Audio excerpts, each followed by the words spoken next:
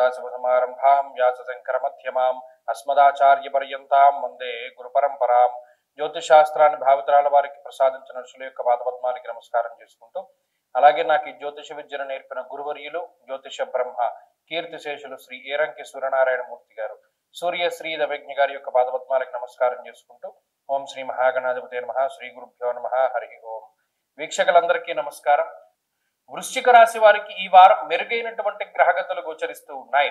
శని యొక్క వక్రగతి పూర్తి అవ్వడము, అర్ధాష్టమ స్థానమందు ఉన్నటువంటి శని అంటే ఆయన వక్రించడం వల్ల 4వ స్థాన స్థితి ఫలితాలను ఇవ్వడం ద్వారా ఈ వారంలో ఆ ఫలితాల నుండి విముక్తి వస్తుంది.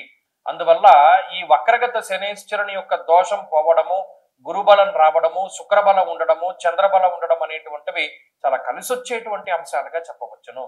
దీనివల్ల ఒక రకమైనటువంటి విరుద్ధమైనటువంటి భావాలు తగ్గుతాయి. ఏదైనా ఒక పని చేసేటప్పుడు నెగిటివిటీ ఎక్కువగా ఉండడం, లేదా ఎవరైనా వచ్చి మీతో కావాలని మిమ్మల్ని తక్కువ చేసో నెగిటివ్ చేసో మాట్లాడుతూ ఉండడం అనేటువంటి సందర్భాలు తగ్గిపోతాయి. నీకు నచ్చినట్టు చేయి, నువ్వైతే బాగా చేస్తావు కదా అనేటువంటి ఎంకరేజ్మెంట్ గా మాటలు వినపడుతూ ఉంటాయి. ఎప్పుడైతే ఒక పాజిటివ్నెస్ మీ చుట్టూ చేరుతుందో మీరు దేన్నైనా సాధించగలుగుతారు. ఇప్పుడున్నటువంటి పరిస్థితులు అవి. కాకపోతే ఇక్కడ స్వయంకృతాపరాధాలు ఎక్కువగా కనబడుతూ ఉన్నాయి.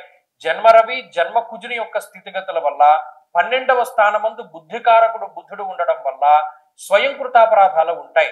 దేహార్తి చిత్త సంతాప కాలాతిక్రమ భోజనం, ఏ పనికి ఏ రకమైనటువంటి సమయాన్ని కేటాయించాలి, ఏ రకంగా కష్టపడాలి, ఎవరితో కలిసి ముందుకు వెళ్ళాలి అనేటువంటి విషయాలు చాలా కీలకంగా ఉంటాయి.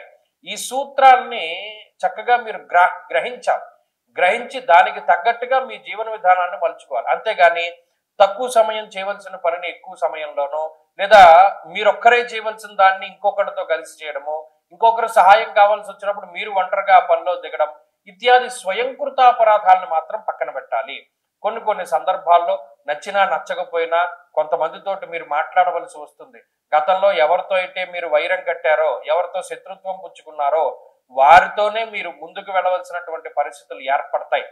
ఎదురెదురుగా కనబడుతూ ఉంటారు, ముఖాముఖాలు చూసుకోవాల్సి వస్తుంది. మాట తడబడినప్పటికీ కొంచెం వారితోటి సామరస్యంగా ముందుకు వెళితేనే మీ పనులు అయ్యేటువంటి అవకాశం ఉన్నది. కోపాన్ని తగ్గించుకోవడము, సహనాన్ని పెంచుకుంటూ ఉండడము, మాట ఏదైనా ఉంటే పై కనకుండా లోపలే దాన్ని దాచిపెట్టేటువంటి పరిస్థితులు కనుక ఉంటే ఈ రాశి వారు బాగుపడతారు. కాబట్టి మాట విరోధాన్ని కలిగిస్తుంది. కోపాన్ని తగ్గించుకోండి. ఈ వారంలో మరిన్ని మంచి ఫలితాల కోసమై ఎక్కువగా సుబ్రహ్మణ్య ఆరాధన చేస్తూ ఉండడం చెప్పదగినటువంటి సూచన.